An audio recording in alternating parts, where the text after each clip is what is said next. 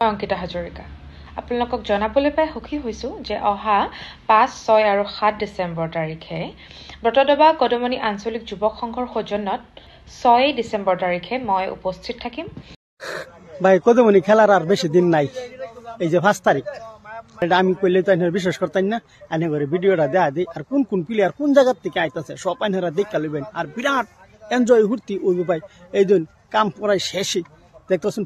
मैं भीम बोल्ट आ रहा हूँ असम नौगांव कुडीमुनी टूर्नामेंट खेलने के लिए नौगांव टाइटंस की तरफ से, तो आप लोग आए। हाय फ्रेंड्स, मैं अमन एप्टी 5 दिसंबर को असम के नौगांव कुडीमुनी में नाइट टूर्नामेंट खेलने आ रहा हूँ। नौगांव मैं आशु राजपूत, मैं आ रहा हूँ 5 दिसंबर को असम नौगांव कुडीमुनी नाइट टूर्नामेंट खेलने टीम। मैं अहा इंग्राजी 5 डिसेम्बर तारिखे कदुमनी आंचलिक युवक संघर सौजन्यत गतिके सकलो राइजर उपस्थिति कामना करिलो।